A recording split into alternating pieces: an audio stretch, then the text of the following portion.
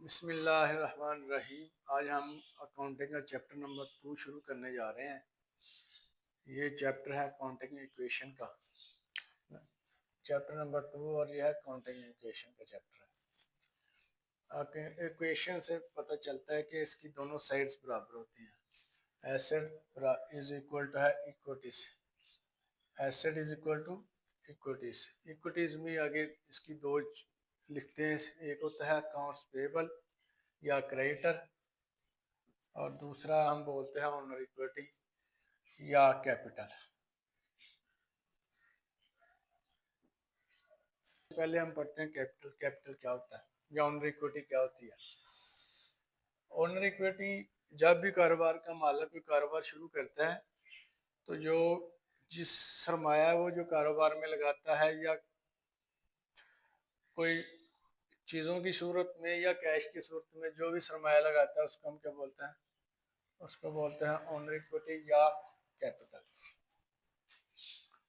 और दूसरा होता है क्रेडिटर या अकाउंट्स पेबल। यह क्रेडिटर या अकाउंट्स पेबल ये ऊपर है सबसे।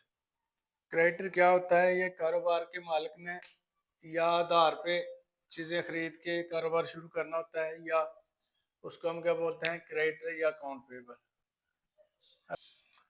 कैपिटल और इक्विटीज, एसेट और इक्विटीज दोनों बराबर होती हैं। एक साइड पे एसेट, एसेट क्या होगा हमारा, कैश होगा हमारा, एसेट हमारा होगा कैश होगा, या हमारा फर्नीचर होगा, या बिल्डिंग होगी। इक्विटीज या अकाउंट्स पेबल होगा या कैपिटल होगा, उसको हम लिखेंगे क्रेडिट साइड पे। तो ये जब क्वेश्चन निकलेगा तो सबसे जो दोनों साइड बराबर होंगे तो हमारा क्वेश्चन ठीक होगा। अगर दोनों साइड में डिफरेंस होगा तो इसका मतलब कि क्वेश्चन हमारा ठीक नहीं है। तो आज हम प्रॉब्लम नंबर 1 शुरू करते हैं इंशाल्लाह। एक्सरसाइज नंबर 1 हम शुरू करने जा रहे हैं अकाउंटिंग इक्वेशन की। तो जो सबसे पहली एंट्री है वो है ए है जी, Ali start a business by introducing capital ₹25,000। Ali ने कारोबार शुरू किया है 25,000 रुपये से।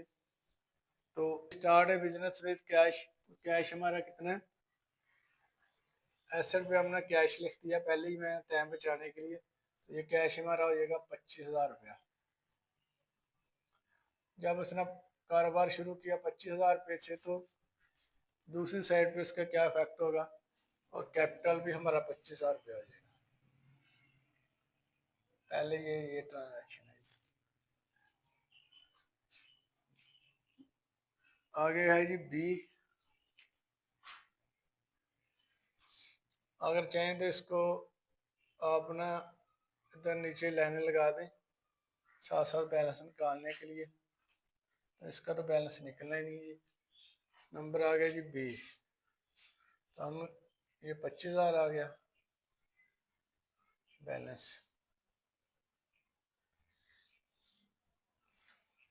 और ये भी बैलेंस जो है ना 25,000 आ गया। आगे है purchase furniture piece 14,000 on account from क्रेशी फर्नीचर स्टोर। खरीदा है हमने फर्नीचर खरीदा है 14,000 रुपये में क्रेशी जन फर्नीचर स्टोर से। ऑन अकाउंट लिखा हुआ, इसका मीन्स है कि ये उधार पे खरीदा है। जब ऑन अकाउंट खरीदेंगे तो ये अकाउंट्स पेबल के नीचे हम लिखेंगे इसको, फर्नीचर की हेडिंग के नीचे हम लिखेंगे फर्नीचर। ये आ गई बी। फर्नीचर की हेडिंग ये हमने पहले मैंने लिख दी थी टाइम बचाने के लिए। तो ये आ गया 14,000 रुपया।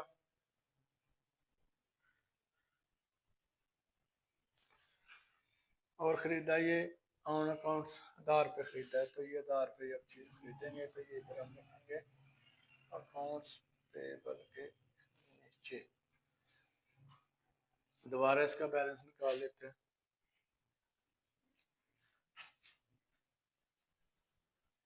ये 25,000 आ गया।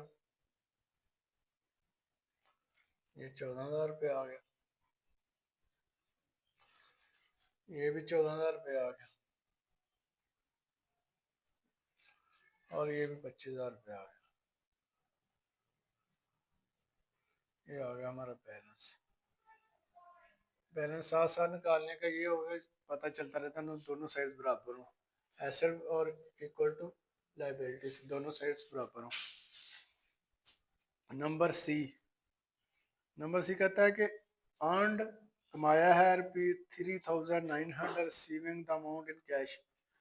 पैसे कमाए हैं हमने 13,900 रुपये, तो वसूल हुए हैं कैश की सूरत में।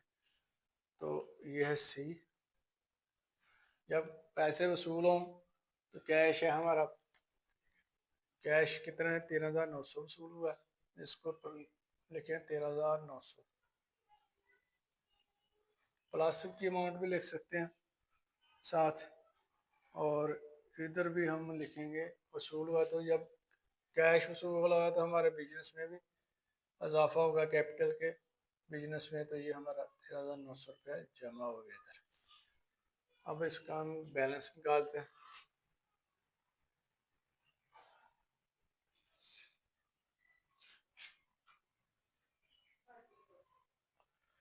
ज़ीरो ज़ीरो 9,362 25,000 में से प्लस किया जाए 38,900 आ गया, ये 14,000 ये आ गया। अकाउंट्स पेबल जो है हमारा, इसको इक्वल करते जाना साथ साथ ही।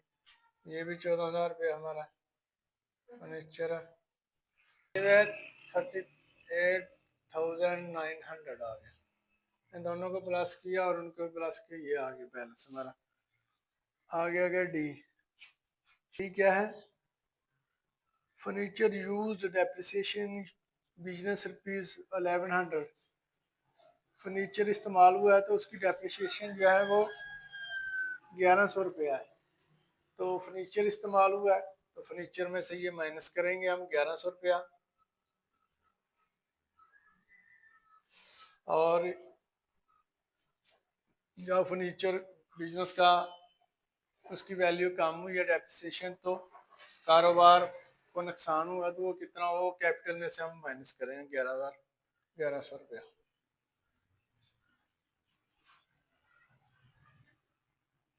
अब इसका बैलेंस निकालते हैं साथ साथ ही। इसका बैलेंस आ जाएगा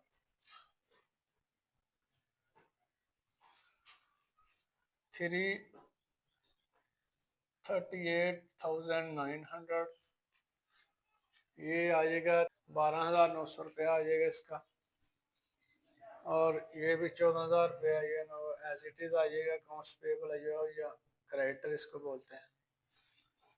और ये भी इसी तरह आ जाएगा 0,0,8 आ जाएगा, ये 7 आ जाएगा, और ये 3 आ जाएगा।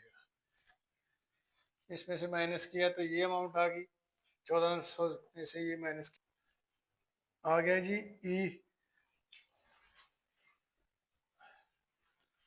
ई कह रहा है जी wages ₹1125, utility ₹250 250, and miscellaneous expenses ₹150 150। ये एक्सपेंस जो है ना पेड ड्यूरिंग द मंथ अदा किए हमने पूरे महीने में। ये टोटल एक्सपेंस कितने बनेंगे? ये 1,525 बनेंगे टोटल। तो ये एक्सपेंस हम कैश में से भी माइनस कर देंगे और कैपिटल में से भी ये माइनस कर देंगे। तो कैश में से ही माइनस किए तो कितने 1,525 है, टोटल किया तो इसका ये बन गया 1,525। ये कैश में इधर से भी माइनस कर देंगे 1,525, 5 2 5 1, और ये कैपिटल में से भी माइनस करेंगे 5 2 5 1। अब हम इसका निकालते हैं बैलेंस।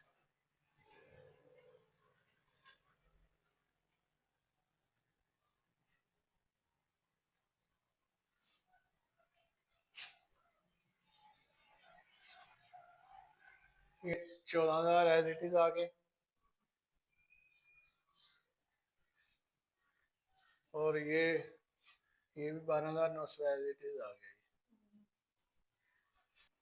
ये माइनस किया तो ये आ गया 36,900 में से 1525 निकाले तो 37,375 रुपये आ गया। आगे आगे एफ यू आखिरी ट्रांजैक्शन है। Ali withdrew from business. Ali ने कारोबार में से निकाले हैं ₹1200 in cash for his personal use.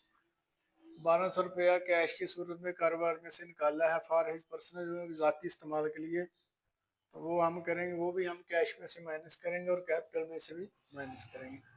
तो एफ है, ये है 1200 रुपया, ये कैश में से ये 1200 हम माइनस करेंगे और ये कैपिटल में से भी 1200 रुपया माइनस करेंगे। अब हम से निकाला तो 5 आएगा, 7 आएगा, 0 आएगा और 5 आएगा और इधर आएगा 3। ये आएगा 14,000 आएगा, ये 12,900 आएगा और ये। अब हम इसका करेंगे टोटल एसेट। इसको दोनों को जमा करेंगे और इन दोनों को जमा करेंगे, दोनों साइज बराबर। एसेट दोनों को जमा किया तो ये आएगा 49,075 रुपये। तो इसको करेंगे टोटल इक्विटीज,